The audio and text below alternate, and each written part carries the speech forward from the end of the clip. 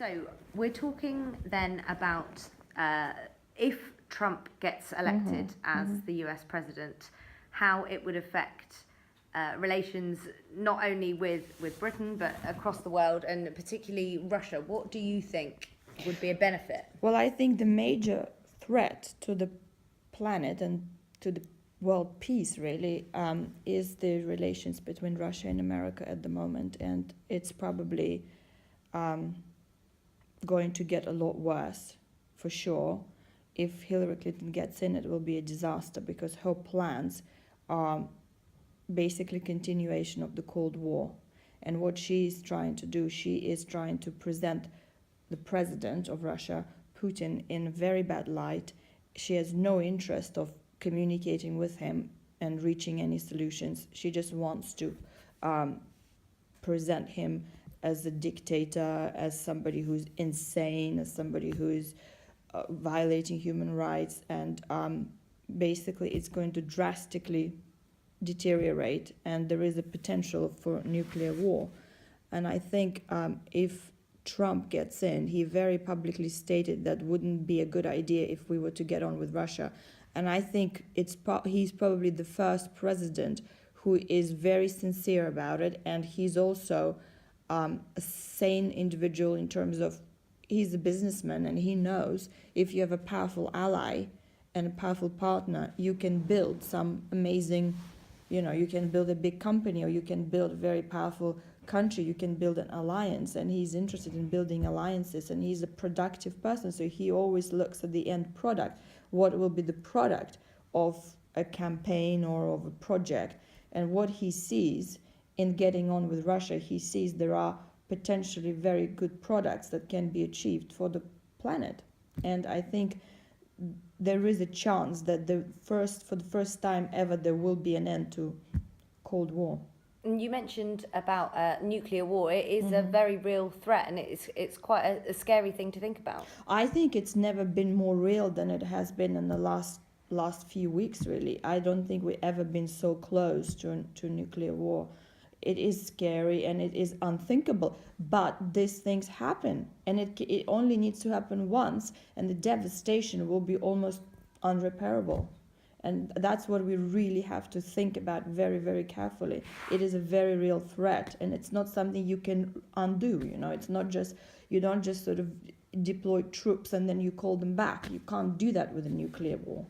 And this is really scary. I completely agree with you, and that's why I think what happened is Putin has been pushed to a point where, he's been constantly baited by Washington and by Obama and by Hillary Clinton, and his actions are not even understood. And I think it's really a time for people to realize that it's got to end. And why would you continue this insanity if you have a choice for a person who actually wants to end it and completely reverse the situation and become allies for the first time in history, probably for real, become allies.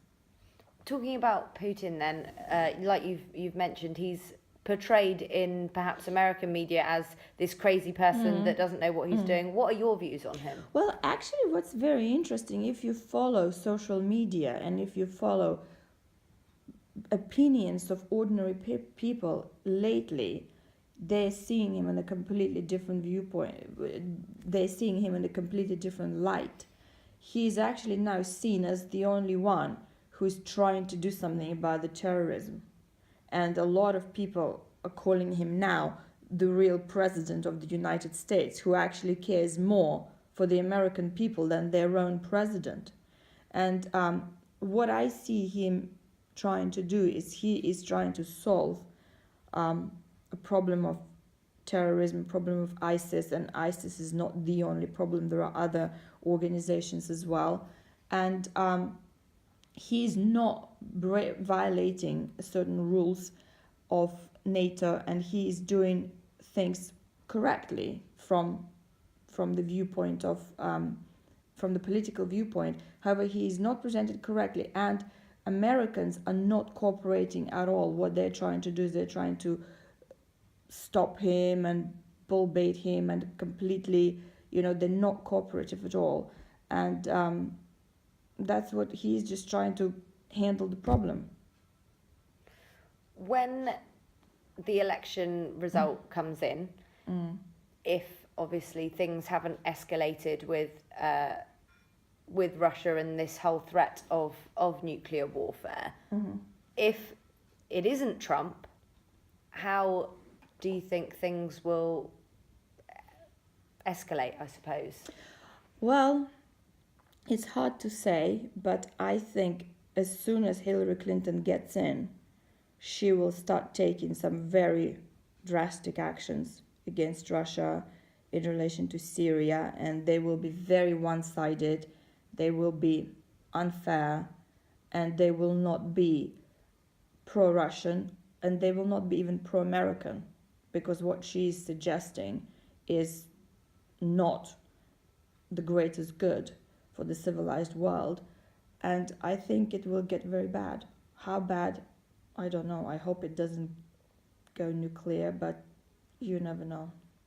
And of course, with someone like Putin, and then superpower of Russia, the superpower of America, like you mentioned before, it makes sense to be allies rather than to be enemies, doesn't it? It completely makes sense, and this is what's really worrying. Why these people insist on this very, very old viewpoints? The Cold War, Russia is the enemy, is so old, and the world has moved on, and there's so many new threats.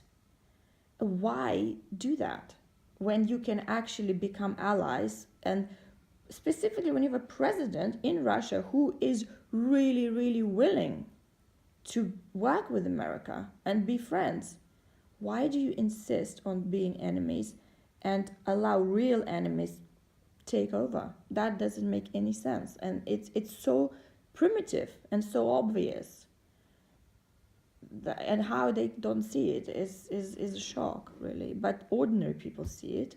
Russian people see it. American people see it now. People in Europe see it now. And that's what people would want. You mentioned there about ordinary people in Russia. What is their view on the situation? Oh, they're big-time Donald Trump supporters. And Donald Trump was popular in Russia even before he became political. He was always a very big character. In Russia, he was always seen as an example of an American dream. This is how people saw him. And he was always popular. And now he is a real household name, and Russians are really for Trump. And the media in Russia is very pro-Trump, obviously, but ordinary people are pro-Trump as well. Because Putin is a very popular president. That's what, again, the West doesn't understand. He has a huge, huge approval rate with people. People love him. And they are also, when they see something on TV, when they see Putin give a speech, and then this gets completely twisted in the Western media and mistranslated and misrepresented, they're very upset. And then somebody comes in and says, well, you know what, I want to get on with Russia. I want to build relations. I want to fight terrorism together and, become allies. It's just, they welcome it. And in fact, the other funny thing is, again, it's the power of propaganda. When you really look at the core essence of a Russian person and an American person, there is huge similarity, and similarity in fact that the both nations are very patriotic. Patriotism is very, very strong in both countries, and sort of the sincerity and love for their country is so, so deep. I think these two nations are meant to be allies and friends. And if that happens, the whole planet will change for the better.